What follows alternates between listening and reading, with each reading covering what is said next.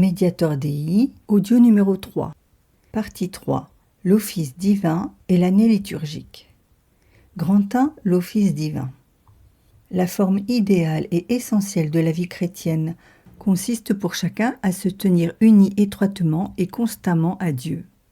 C'est pourquoi le culte que l'Église rend à l'Éternel et qui est basé surtout sur le sacrifice eucharistique et l'usage des sacrements est organisé et disposé de telle manière que, grâce à l'office divin, il s'étend aux heures du jour, aux semaines, à tout le cours de l'année, à toutes les saisons et aux diverses conditions de la vie humaine.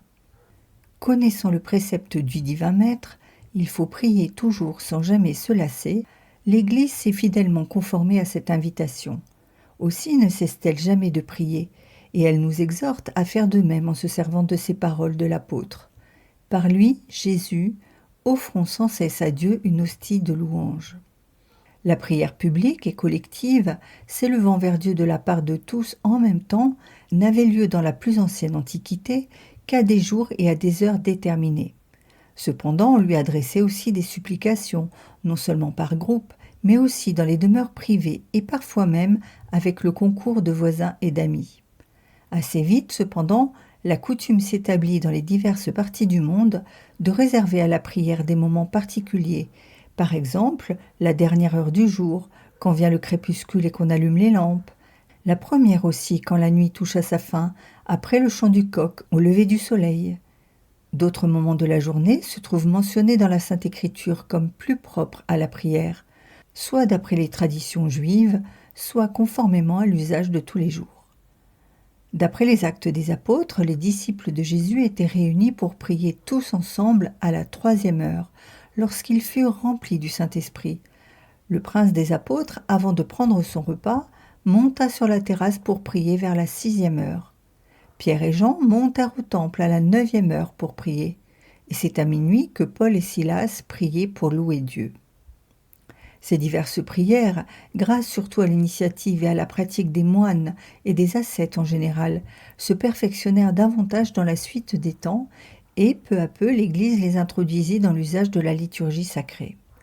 Ce qu'on appelle l'office divin est donc la prière du corps mystique du Christ adressée à Dieu, au nom et pour l'avantage de tous les chrétiens, par les prêtres et les autres ministres de l'Église, ainsi que par les religieux délégués par elle à cet effet. Ce que doit être le caractère et la valeur de la louange ainsi rendue à Dieu se découvre dans la parole que l'Église nous suggère avant de commencer la prière des diverses heures, en nous prescrivant de le réciter dignement, avec attention et dévotion. Le Verbe de Dieu, en prenant la nature humaine, importa lui-même dans cette terre d'exil l'hymne qui, de tout temps, se chante dans les demeures célestes. Unissant à lui l'ensemble de la communauté humaine, il se l'associe dans ce cantique de louange. Nous devons le reconnaître humblement. Ce que nous devons demander dans nos prières, nous ne le savons pas, mais l'Esprit lui-même demande pour nous par des gémissements ineffables. Le Christ lui aussi, par son Esprit, supplie le Père en nous. Dieu ne pourrait pas accorder de plus grands bienfaits aux hommes. Jésus prie pour nous comme étant notre prêtre. Il prie en nous comme notre chef. Nous le prions comme notre Dieu. Reconnaissons donc nos voix en lui et sa voix en nous. Il reçoit nos prières dans la forme de Dieu. Il prie dans la forme de serviteur, créateur dans l'une, créé dans l'autre. Il fait sienne sans changer, la nature a changé, et de nous avec lui il fait un homme, la tête et le corps. À cette haute dignité de la prière de l'Église, il faut que correspondent l'attention et la piété de notre âme. Et puisque la voix de celui qui prie redit les chants composés sous l'inspiration du Saint-Esprit, où se trouve exprimée et mise en relief la souveraine grandeur de Dieu, il faut que le mouvement intérieur de notre esprit l'accompagne, en sorte que nous fassions nôtres ces mêmes sentiments qui nous élèveront vers le ciel et par lesquels nous adorerons la Sainte Trinité en lui adressant les louanges et actions de grâce qui lui sont dues. Quand nous psalmodions, soyons tels que notre esprit s'accorde avec notre voix. Il ne s'agit donc pas uniquement d'une récitation ou d'un chant qui, malgré la perfection due à sa conformité aux règles de l'art musical et des rites sacrés, toucherait uniquement les oreilles. Ce dont il s'agit, c'est avant tout l'élévation de notre esprit et de notre âme vers Dieu, afin de lui consacrer pleinement, en union avec Jésus-Christ, nos personnes et toutes nos actions. Voilà certainement d'où dépend, pour une grande partie, l'efficacité de nos supplications. Sans doute ne s'adresse-t-elle pas au Verbe même en tant que fait homme, mais elle se termine par les paroles « par notre Seigneur Jésus-Christ », et lui, comme conciliateur entre nous et Dieu, montrant ses glorieux stigmates au Père céleste, reste toujours vivant pour interpeller en notre faveur. Les psaumes, tout le monde le sait, constituent la partie principale de l'office divin. Ce sont eux qui, embrassant tout le cours de la journée, la sanctifient et l'embellissent. Comme le dit Cassiodore, en parlant du psautier tel qu'il était distribué de son temps dans l'office divin, les psaumes rendent favorable le jour qui vient par la joie du matin. Ils sanctifient pour nous la première heure du jour, ils consacrent pour nous la troisième heure. Ils sont la joie de la sixième dans la fraction du pain. À none, ils rompent notre jeûne. Ils concluent les derniers instants du jour et, quand la nuit arrive, ils empêchent les ténèbres d'envahir notre esprit. Ils rappellent à l'esprit les vérités divinement révélées au peuple élu, terrifiantes parfois, mais respirant parfois une très douce suavité. Ils réveillent et animent l'espérance du libérateur promis, qu'on entretenait jadis en les chantant, soit au foyer familial, soit dans la majesté du temple. De même mettent-ils en lumière la gloire du Christ qu'ils annonçaient d'avance, sa souveraine et éternelle puissance, sa venue ensuite et son abaissement dans l'exil terrestre, sa dignité de roi et son pouvoir de prêtre, le bienfait enfin de ses travaux et le sang qu'il répandrait pour notre rédemption. De même exprimait-il la joie de nos âmes, nos peines, notre espérance, notre crainte, notre confiance en Dieu et notre volonté de lui rendre amour pour amour, ainsi que notre ascension mystique vers les tabernacles éternels. Le psaume est la bénédiction du peuple, la louange de Dieu, l'acclamation du peuple, l'applaudissement de tous, le discours universel, la voix de l'Église, la confession de foi retentissante, la dévotion pleine d'autorité, la joie de la liberté, l'expression du contentement, l'écho de la félicité. Jadis, les fidèles prenaient part plus nombreux à ces heures de prière, mais peu à peu cet usage s'est perdu, et comme nous venons de le dire, la récitation des heures n'incombe plus au clergé et aux religieux. En cette matière, il n'y a donc rien de prescrit pour les laïcs. Cependant, il est extrêmement souhaitable qu'en les récitant ou en les chantant, ils s'associent de fait chacun dans leur paroisse aux prières qui y ont lieu dans la soirée.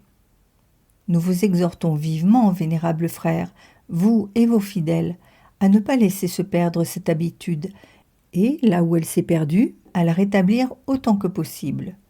On y arrivera très fructueusement si, non content d'apporter à la célébration des vêpres la dignité et l'éclat qui leur conviennent, on cherche les divers moyens d'y intéresser la piété des fidèles. Que les jours de fête soient fidèlement observés.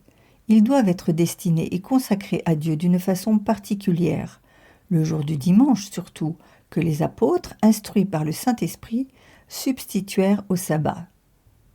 Il avait été dit aux Juifs, « Vous travaillerez 6 jours, le 7e jour c'est le sabbat, repos consacré au Seigneur, quiconque travaillera ce jour-là mourra. » Comment donc n'auraient-ils pas à craindre la mort spirituelle, les chrétiens qui, les jours de fête, se livreraient aux œuvres serviles et qui profiteraient de ces jours de repos pour s'abandonner sans retenue aux entraînements de ce monde au lieu de s'appliquer à la piété et à la religion.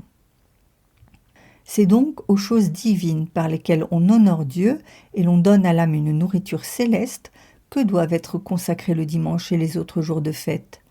L'Église, il est vrai, ne prescrit aux fidèles que l'abstention du travail servile et l'assistance au sacrifice de la messe. Elle ne donne aucun précepte pour l'office du soir. Mais elle ne l'en recommande pas moins avec insistance et elle ne l'en désire pas moins. Au reste, il s'impose encore, par ailleurs, en vertu du besoin et du devoir commun à tous et à chacun de se rendre Dieu propice pour obtenir ses bienfaits. Grande est la douleur qui remplit notre âme à voir la manière dont, de nos jours, le peuple chrétien passe son après-midi les jours de fête. On remplit les lieux de spectacle et d'amusement public, bien loin de se rendre comme il conviendrait aux édifices religieux. Tous, au contraire, doivent venir à nos églises pour s'y entendre enseigner la vérité de la foi catholique, pour y chanter les louanges de Dieu, pour y recevoir du prêtre la bénédiction eucharistique et y être réconfortés contre les adversités de cette vie par le secours du ciel. Qu'ils s'appliquent autant qu'ils le peuvent à retenir ces formules qui se chantent aux prières du soir et qu'ils se pénètrent l'âme de leur signification. Sous l'action et l'impulsion de ces paroles, ils éprouveront ce que saint Augustin dit de lui-même « Que de larmes j'ai versées aux hymnes et aux cantiques, les doux accents des paroles de votre Église m'émouvaient profondément. Ces paroles pénétraient par mes oreilles et en vérité s'écoulaient dans mon cœur. La ferveur de leurs sentiments m'embrasait et mes larmes coulaient et je me trouvais bien. » Grand 2. Le cycle des mystères dans l'année liturgique. Tout le long de l'année, la célébration du sacrifice eucharistique et les prières des heures se déroulent principalement autour de la personne de Jésus-Christ. Elles sont si harmonieusement et si convenablement disposées que notre Sauveur, avec les mystères de son abaissement, de sa rédemption et de son triomphe, y occupe la première place. En commémorant ainsi les mystères de Jésus-Christ, la liturgie sacrée se propose d'y faire participer tous les croyants, en sorte que le divin chef du corps mystique vive en chacun de ses membres avec toute la perfection de sa sainteté. Que les âmes des chrétiens soient comme des autels, sur lesquels les diverses phrases du sacrifice qu'offre le grand prêtre revivent en quelque sorte les unes après les autres. Les douleurs et les larmes qui effacent et expient les péchés, la prière adressée à Dieu qui s'élève jusqu'au ciel, la consécration est comme l'immolation de soi-même faite d'un cœur empressé, généreux et ardent. L'union très intime, enfin, par laquelle nous abandonnant à Dieu, nous et tout ce qui nous appartient, nous trouvons en lui notre repos. Le tout de la religion, en effet, étant d'imiter celui à qui l'on adresse son culte. Grâce à ces arrangements et à ces dispositions de la liturgie qui lui permettent de proposer à notre méditation à époque déterminée la vie de Jésus-Christ, l'Église nous met sous les yeux les exemples que nous avons à imiter. Elle nous indique les trésors de sainteté que nous pouvons nous approprier, car ce qu'on chante des lèvres, il faut le croire en son esprit. Et ce que l'esprit croit doit passer dans les habitudes de la vie privée et publique. Avant, au saint temps de l'Avent donc, elle réveille en nous la conscience des péchés que nous avons eu le malheur de commettre. Elle nous exhorte à réfréner nos convoitises et à châtier nous-mêmes notre corps, afin de nous ressaisir nous-mêmes en une pieuse méditation et de nous abandonner à l'ardent désir de revenir au Dieu qui, seul, par sa grâce, peut nous délivrer des fautes commises et des maux qui en sont la funeste conséquence. Noël.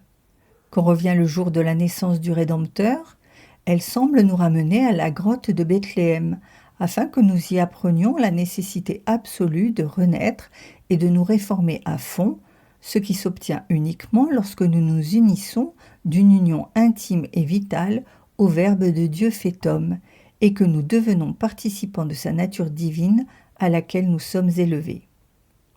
Épiphanie.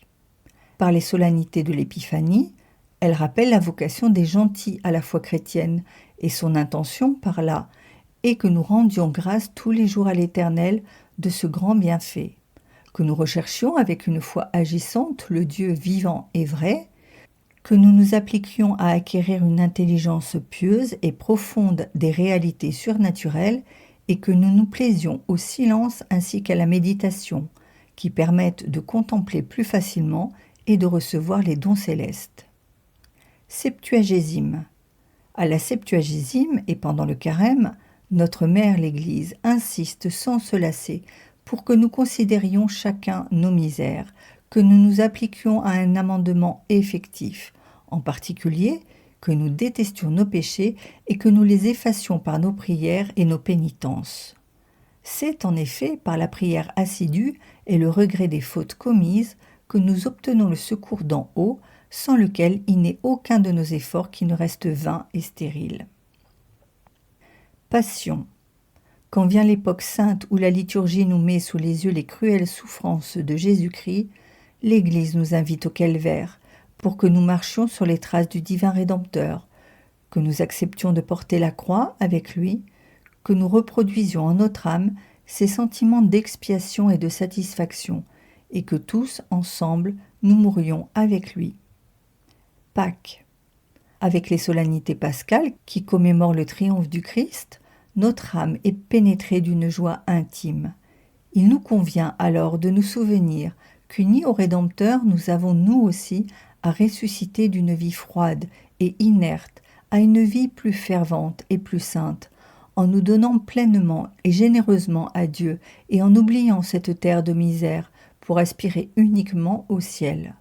Si vous êtes ressuscité avec le Christ, cherchez les choses d'en haut. Prenez goût aux choses d'en haut. Pentecôte. Arrive enfin le temps de la Pentecôte. L'Église alors, par ses préceptes et par ses efforts, nous exhorte à nous rendre dociles à l'action du Saint-Esprit. Lui, de son côté, allume dans nos âmes le feu de la divine charité, afin que, progressant tous les jours avec plus d'ardeur dans la vertu, nous devenions saints comme le sont le Christ notre Seigneur et son Père qui est dans le ciel. Dans l'année liturgique, par conséquent, il faut voir comme un hymne de louange magnifique que la famille des chrétiens, par Jésus, son perpétuel conciliateur, fait monter vers le Père céleste. Mais cet hymne demande aussi de nous un effort attentif et soutenu pour que nous arrivions tous les jours à mieux connaître et à mieux louer notre Rédempteur. De même requiert-il que nous nous appliquions et que nous nous exercions sans nous lasser à imiter ses mystères, à nous engager volontairement dans les voies de ses douleurs, afin de participer un jour à sa gloire et à son éternelle béatitude. Des enseignements que nous avons donnés jusqu'ici, il résulte à l'évidence, vénérables frères, combien se méprennent sur la vraie et authentique nature de la liturgie les écrivains de notre temps qui, séduits par les apparences d'une mystique plus élevée, osent affirmer qu'il n'y a pas à s'occuper du Christ historique, mais du Christ pneumatique ou glorifié.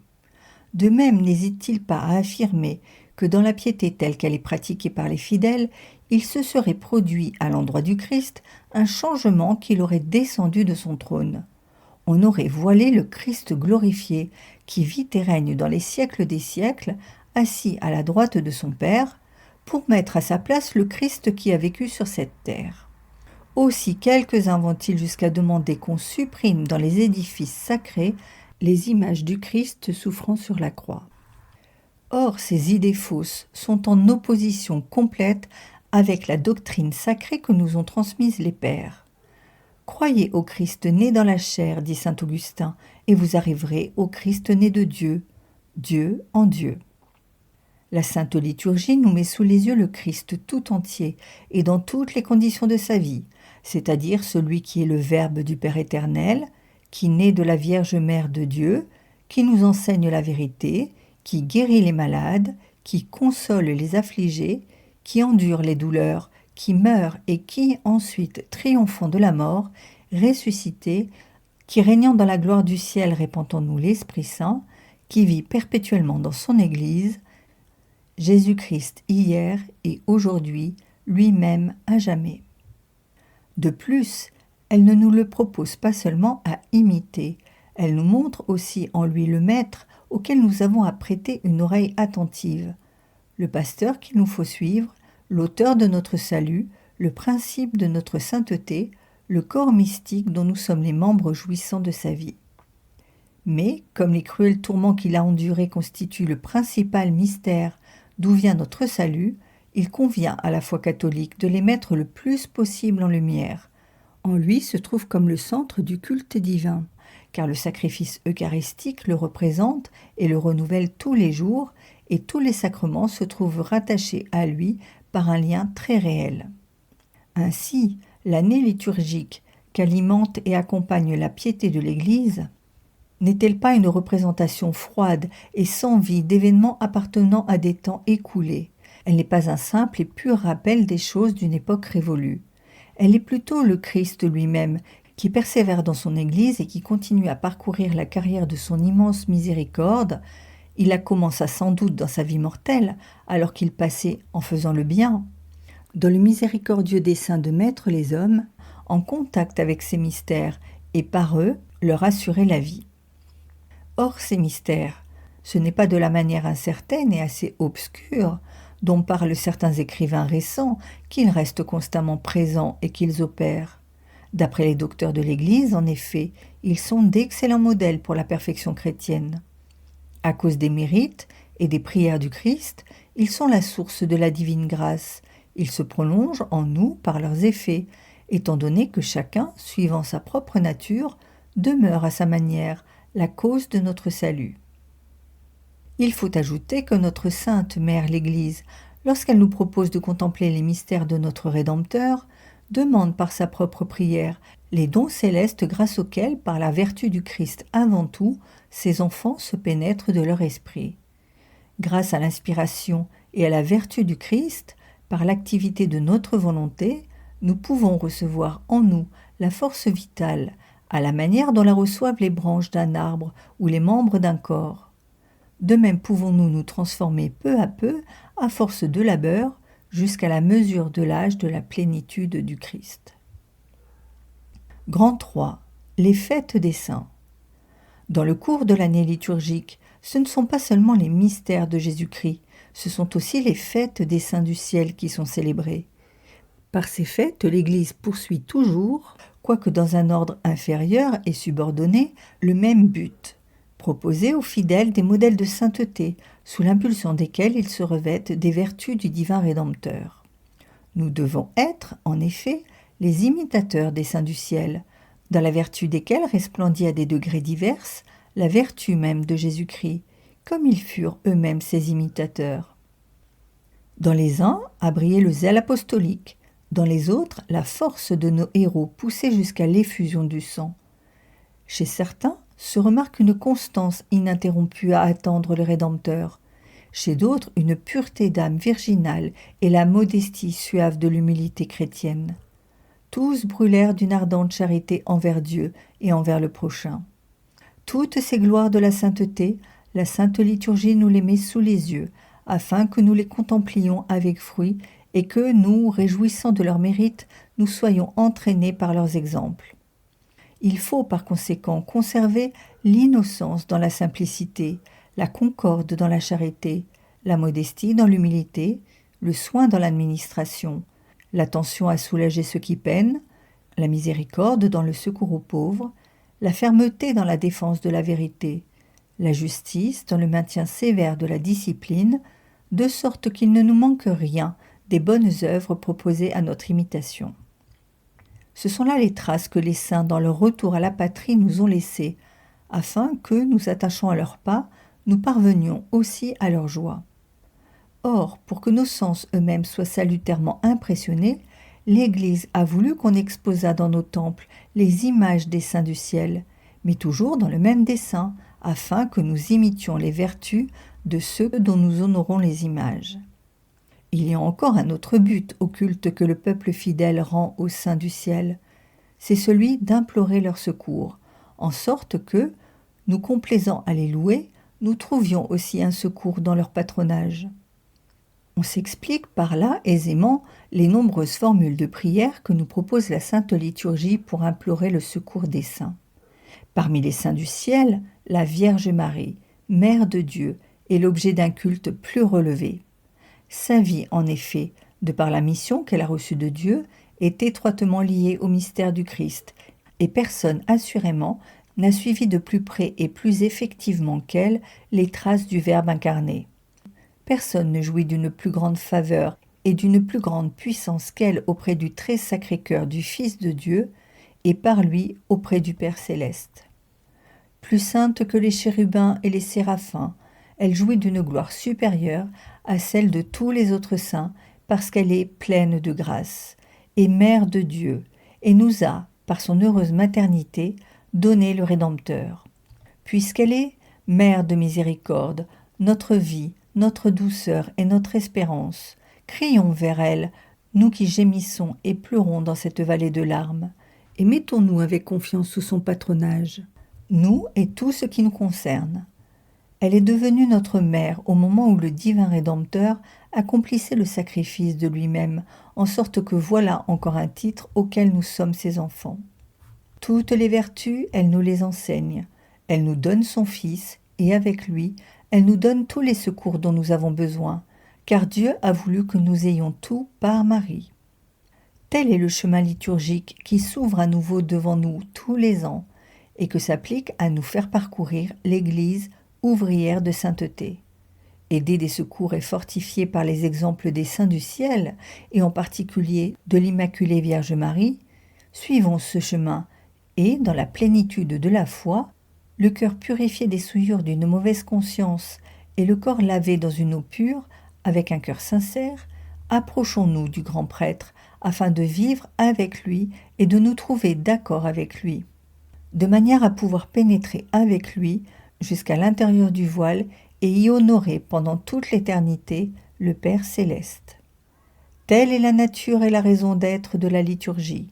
Elle a pour office le sacrifice, les sacrements et les louanges à rendre à Dieu.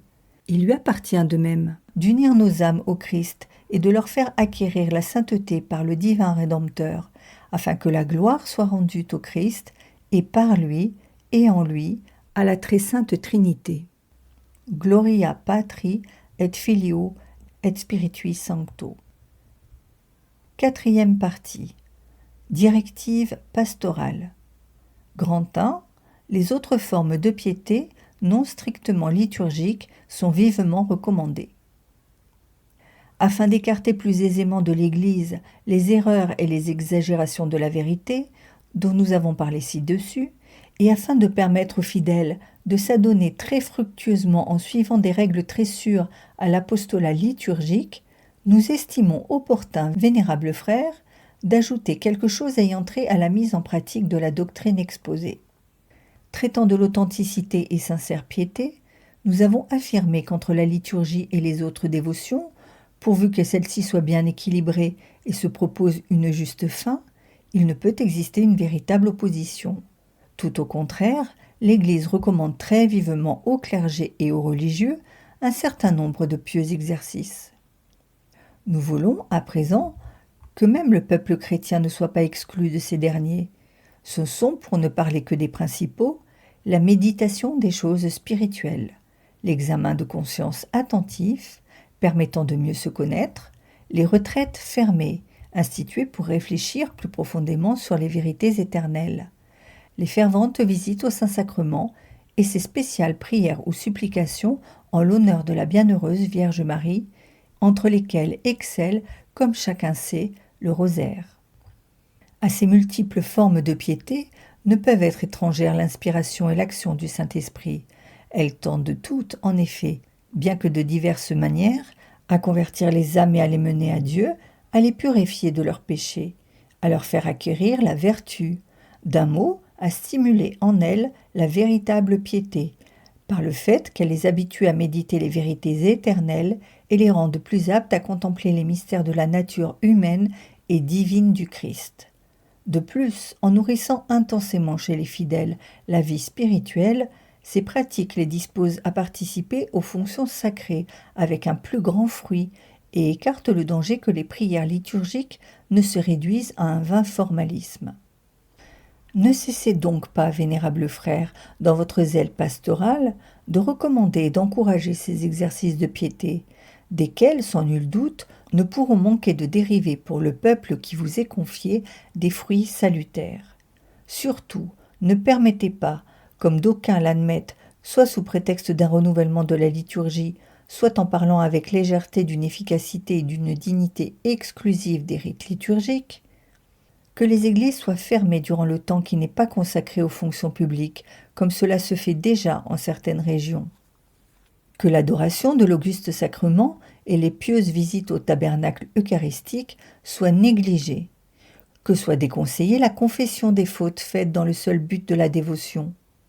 Que le culte de la Vierge Mère de Dieu, qui, de l'aveu des saints, est un signe de prédestination, soit sous-estimé, spécialement chez les jeunes, au point de s'éteindre et de s'alanguir peu à peu. Ces façons d'agir sont des fruits empoisonnés, excessivement nocifs à la piété chrétienne et qui croissent sur les branches pourries d'un arbre sain. Il faut donc couper celle-ci pour que la sève de l'arbre puisse nourrir seulement des fruits suaves et excellents. Mais comme les opinions que professent certains au sujet de la fréquente confession des péchés ne sont pas du tout conformes à l'esprit du Christ et de son épouse immaculée, mais véritablement funestes à la vie spirituelle, nous rappelons que nous avons écrit avec douleur sur ce sujet dans l'encyclique Mystici Corporis, et nous insistons de nouveau pour que vous rappeliez à la sérieuse méditation et à la docile observation de vos fidèles, et spécialement des candidats au sacerdoce et du jeune clergé, les très graves paroles dont nous nous sommes servis en cet endroit.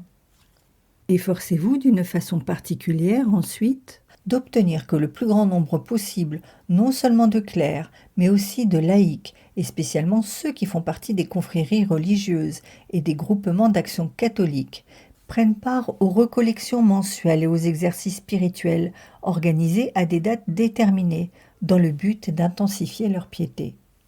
Comme nous l'avons dit ci-dessus, ces exercices spirituels sont très utiles, plus que cela, nécessaires pour infuser aux âmes la piété authentique et pour les former à la sainteté des mœurs, de façon qu'elles puissent tirer de la sainte liturgie des bienfaits plus efficaces et abondants.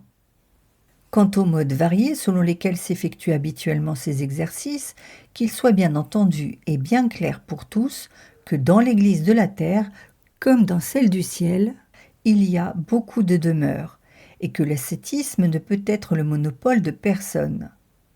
Un est l'esprit qui cependant souffle où il veut et qui, avec des dons divers et par des voies diverses, dirige les âmes qu'il illumine dans la poursuite de la sainteté. Que leur liberté et l'action surnaturelle du Saint-Esprit en elles soient une chose sacro-sainte qu'il n'est permis à personne, à aucun titre, de troubler et de mépriser. Il est notoire toutefois que les exercices spirituels de saint Ignace furent pleinement approuvés et instamment recommandés par nos prédécesseurs pour leur admirable efficacité, et nous aussi, pour la même raison, les avons approuvés et recommandés, comme encore à présent nous les approuvons et recommandons bien volontiers. Il est absolument nécessaire, toutefois, que l'inspiration à suivre et à pratiquer des exercices déterminés de piété vienne du Père des Lumières, source des meilleures choses et de tout don parfait. Une preuve en sera l'efficacité avec laquelle ces exercices aideront à faire aimer et progresser toujours davantage le culte divin et à développer de plus en plus chez les fidèles le désir de participer au sacrement, ainsi que l'honneur et le respect qui sont dus à toutes les choses saintes.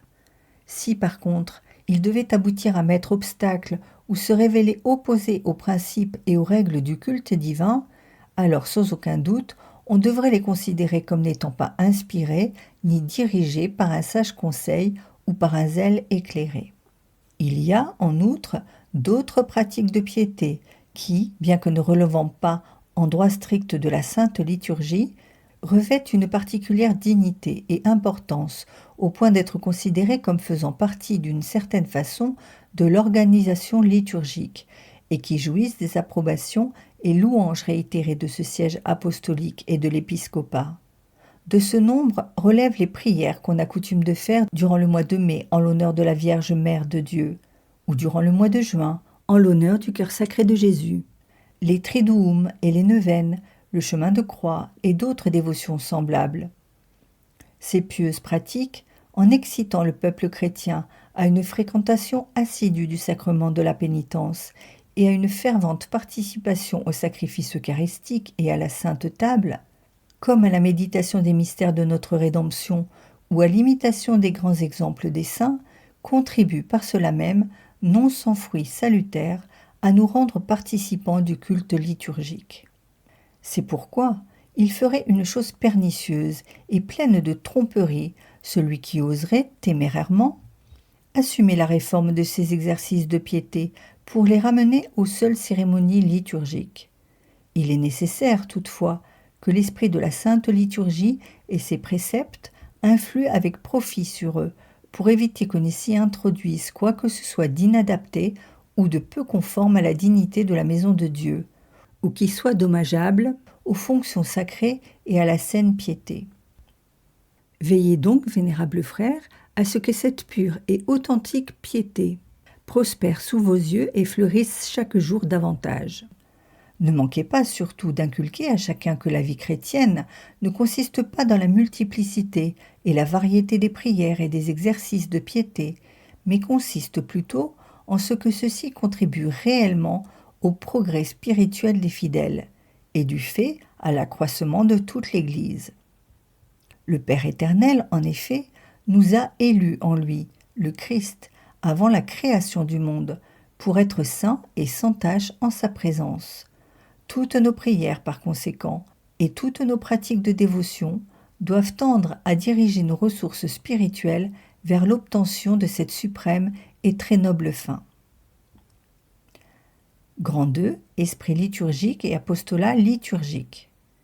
Nous vous exhortons ensuite instamment, vénérables frères, une fois exposées les erreurs et les inexactitudes, en même temps que prohibé tout ce qui est en dehors de la vérité et de l'ordre, à promouvoir les initiatives susceptibles de donner au peuple une plus profonde connaissance de la Sainte Liturgie, de façon qu'il puisse plus convenablement et plus facilement participer au rite divin avec des dispositions vraiment chrétiennes.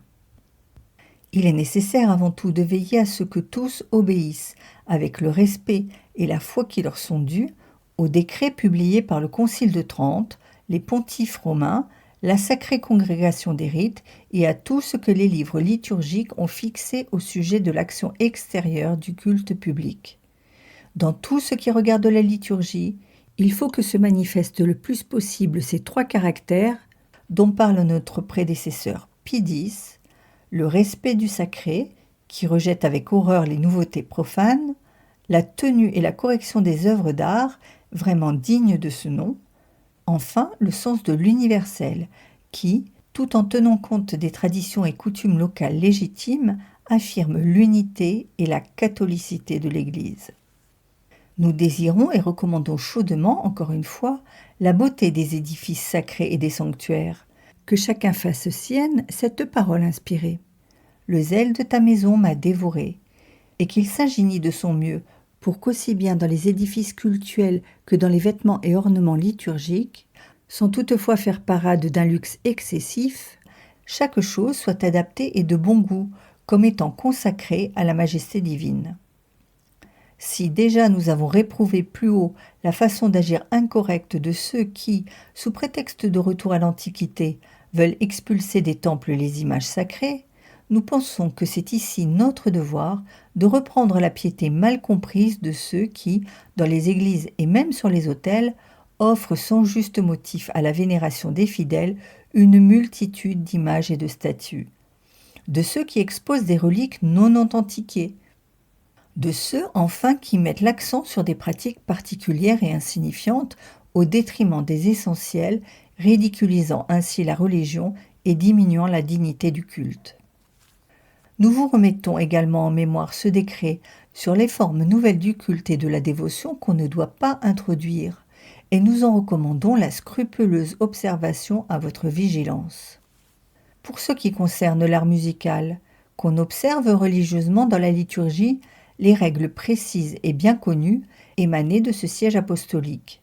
Quant au chant grégorien que l'Église romaine considère comme son bien particulier, héritage d'une antique tradition que sa tutelle vigilante a conservée au cours des siècles, qu'elle propose également aux fidèles comme leur bien propre et qu'elle prescrit absolument en certaines parties de la liturgie, non seulement il ajoute à la beauté et à la solennité des divins mystères, mais il contribue encore au plus haut point à augmenter la foi et la piété des assistants. À ce propos, nos prédécesseurs d'immortelle mémoire, Pie X et Pie XI, ont décrété, et nous confirmons volontiers de notre autorité les dispositions prises par eux, que dans les séminaires et dans les instituts religieux soit cultivé avec soin et diligence le chant grégorien, et que, au moins dans les églises les plus importantes, soient restaurées les anciennes écoles de chant, Scholae Cantorum, comme cela s'est déjà fait avec succès en beaucoup d'endroits. Il importe en outre, afin que les fidèles participent plus activement au culte divin, de rendre au peuple l'usage du chant grégorien pour la part qui le concerne. Il est vraiment urgent que les fidèles assistent aux cérémonies sacrées, non comme des spectateurs muets et étrangers, mais qu'ils soient touchés à fond par la beauté de la liturgie, qu'ils fassent alterner, selon les règles prescrites, leur voix avec la voix du prêtre et de la schola.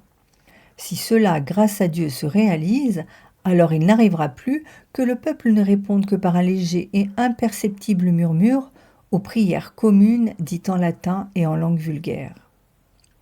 La nombreuse assistance qui prend part au sacrifice de l'autel, où notre Sauveur, en union avec ses fils rachetés de son sang, chante l'épithalame de son immense charité, ne pourra certainement se taire, puisque chanter est le fait de celui qui aime, et que, comme le disait déjà un vieux proverbe, « Celui qui chante bien prie 2 fois ».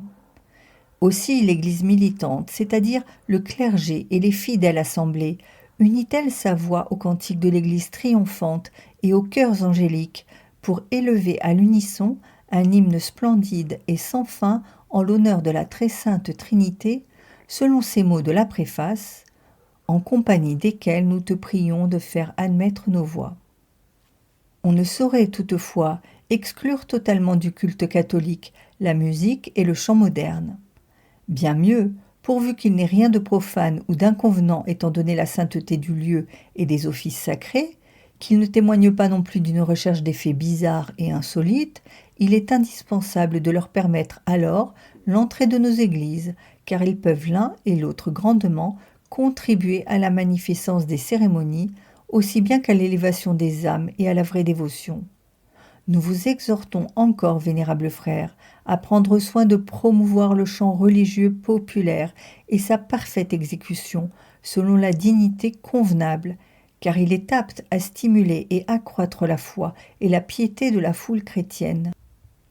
Que montent vers le ciel, unanimes et puissants comme le bruit des flots de la mer, les accents de notre peuple, expression rythmée et vibrante d'un seul cœur et d'une seule âme, ainsi qu'il convient à des frères et aux fils du même Père. Ce que nous venons de dire de la musique convient également à plusieurs autres arts, en particulier à l'architecture, à la sculpture et à la peinture.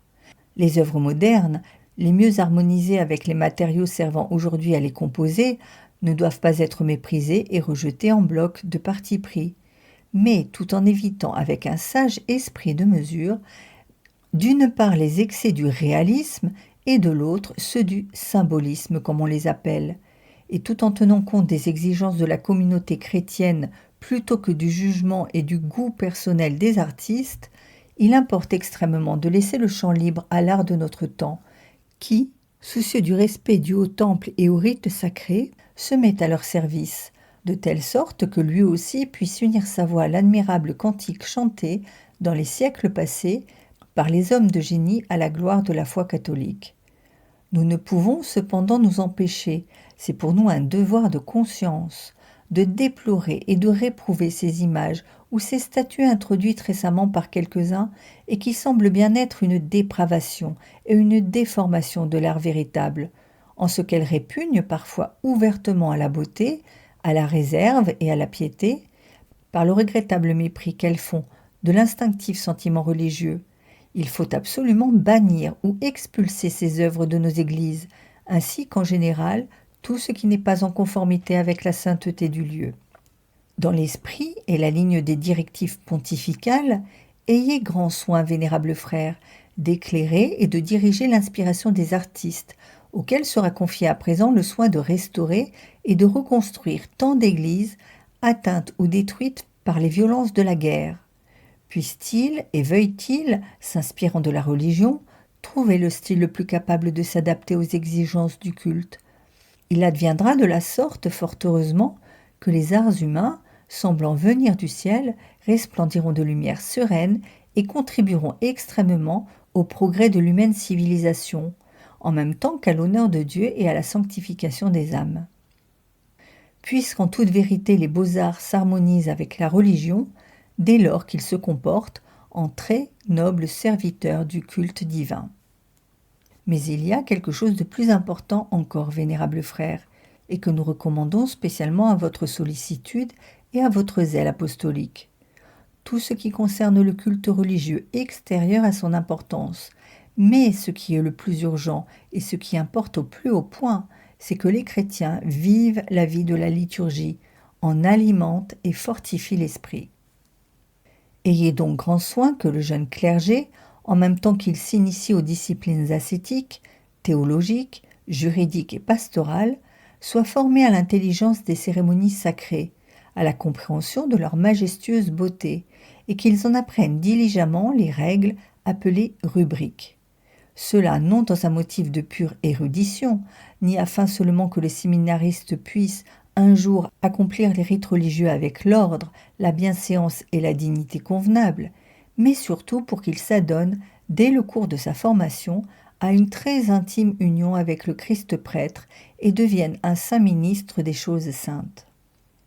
Ingéniez-vous aussi de toute façon pour qu'à l'aide des secours jugés dans votre prudence les plus efficaces, le clergé et le peuple forment un seul esprit et une seule âme, et qu'ainsi le peuple chrétien prenne une part active à la sainte liturgie, qui deviendra vraiment alors l'action sacrée, où le prêtre, et surtout le prêtre chargé d'âme, dans la paroisse à lui confiée, en étroite union avec l'assemblée du peuple, rend au Seigneur le culte qui lui est dû. Pour obtenir plus sûrement ce résultat, il sera fort utile que, dans toutes les catégories sociales, on fasse ce choix d'enfants pieux et bien élevés qui servent assidûment à l'autel, s'y dévouant avec désintéressement et de bon cœur. Cette fonction devrait être tenue en grande estime par les parents, même de conditions et de culture plus élevées. Si des jeunes gens étaient instruits comme il convient et entraînés, grâce aux soins vigilants du clergé, à remplir cet office qui leur est confié en des heures déterminées, avec persévérance et respect, cela favoriserait l'éclosion parmi eux de nouvelles vocations au sacerdoce, et il n'arriverait pas que le clergé se lamente, comme hélas même en des régions très catholiques, de ne trouver personne pour lui répondre et le servir dans les célébrations de l'auguste sacrifice. Tâchez surtout d'obtenir par votre zèle très diligent que tous les fidèles assistent au sacrifice eucharistique, et, pour qu'ils en retirent de plus abondants fruits de salut, ne manquez pas de les exhorter souvent à y participer de toutes les manières correctes dont nous avons parlé ci-dessus. L'auguste sacrifice de l'autel est l'acte principal du culte divin. Il faut donc qu'il soit la source et le centre de la piété chrétienne. Et tenez pour certain que vous n'aurez pas satisfait à votre tâche apostolique aussi longtemps que vous ne verrez pas vos enfants s'approcher nombreux du banquet céleste, ce sacrement de la piété, ce signe de l'unité, ce lien de la charité. Mais pour que le peuple chrétien puisse toujours plus abondamment mettre à profit ses dons surnaturels, prenez soin de l'instruire des richesses que contient pour la piété la sainte liturgie. Faites-le par des prédications opportunes, spécialement par des séries de conférences, des semaines d'études et autres procédés semblables. Dans ce but, les militants de l'Action catholique, toujours prêts à collaborer avec la hiérarchie afin de promouvoir le règne de Jésus-Christ, se mettront volontiers à votre disposition. Il est cependant indispensable qu'en tout cela vous veillez attentivement à ce que dans le champ du Seigneur ne s'introduise pas l'ennemi, semeur de zizanie au milieu du bon grain. Prenez garde, autrement dit, que ne s'infiltrent dans votre troupeau les erreurs pernicieuses et subtiles d'un faux mysticisme et d'un nocif quiétisme, erreurs que nous avons déjà condamnées, comme vous savez, et que les âmes ne soient séduites par un dangereux humanisme, ni par l'introduction d'une fallacieuse doctrine altérant la notion même de la foi catholique, ni enfin par un retour excessif à l'archéologisme en matière liturgique. Déployez une égale diligence pour que ne se répandent pas les fausses opinions de ceux qui croient à tort et enseignent que la nature humaine du Christ glorieux habite réellement et d'une présence continuelle dans les justifiés, ou qu'une grâce unique et identique, prétend-on, unit le Christ avec les membres de son corps mystique. Ne vous laissez pas décourager par les difficultés qui se font jour, que jamais ne se lasse votre zèle pastoral. Sonnez de la trompette dans Sion, convoquez l'assemblée, réunissez le peuple, sanctifiez l'Église, rassemblez les vieillards, les enfants et les petits à la mamelle. Et faites en sorte de toute manière que dans l'univers entier, les temples et les autels voient en foule accourir des chrétiens qui, tels des membres vivants réunis à leur chef divin, se fortifient par la grâce des sacrements et, de concert avec lui et par lui, célèbrent l'auguste sacrifice en rendant au Père éternel les louanges qui lui sont dues. Voilà ce que nous avions, vénérables frères, à vous écrire, et nous le faisons dans l'espoir que nos et vos fils comprennent mieux et estiment davantage le très précieux trésor contenu dans la Sainte Liturgie, à savoir le sacrifice eucharistique, représentation et renouvellement du sacrifice de la croix, les sacrements, canaux de la grâce et de la vie divine, l'hymne de louange élevé par la terre et le ciel chaque jour vers Dieu. Il nous est peut-être permis d'espérer que ces exhortations porteront les tièdes et les récalcitrants non seulement à l'étude plus profonde et plus exacte de la liturgie, mais aussi à sa mise en pratique, en ranimant dans leur conduite son souffle surnaturel, comme nous les en avertissons d'un cœur paternel selon le mot de l'apôtre « N'éteignez pas l'esprit ». À ceux qu'un zèle intempestif pousse quelquefois à dire ou à faire ce que nous avons le regret de ne pouvoir approuver, nous redisons le conseil de saint Paul. Mettez tout à l'épreuve, gardez ce qui est bon. Et nous leur demandons paternellement de vouloir bien rectifier leur façon de penser et d'agir, d'après une doctrine chrétienne qui soit conforme aux leçons de l'épouse sans tache de Jésus-Christ, mère des saints. Nous rappelons aussi à tous la nécessité d'une généreuse et fidèle volonté d'obéir au pasteur, à qui appartient le droit et incombe le devoir de régler toute la vie de l'Église et principalement la vie spirituelle. Obéissez à vos supérieurs et soyez-leur soumis, chargés en effet de veiller sur vos âmes, dont ils auront à rendre compte, qu'ils le fassent avec joie et non en gémissant. Daigne le Dieu que nous adorons et qui n'est pas le Dieu de la discorde mais de la paix, nous accorder à tous de participer d'un seul esprit et d'un seul cœur en cet exil terrestre à la Sainte Liturgie, qui soit comme une préparation et un avant-goût de cette liturgie céleste, dans laquelle, espérons-le, nous chanterons en compagnie de la Reine du Ciel, notre Mère très douce, à celui qui est assis sur le trône et à l'agneau, bénédiction, honneur, gloire et puissance dans les siècles des siècles. Dans cette très joyeuse espérance, à vous tous et à chacun de vous, vénérables frères, ainsi qu'aux brebis confiées à votre vigilance, comme gage des dons célestes et témoignage de notre particulière bienveillance, nous envoyons de très grand cœur la bénédiction apostolique. Donnée à Rome, le 20 novembre de l'année 1947, 9e de notre pontificat. Pie XII, pape.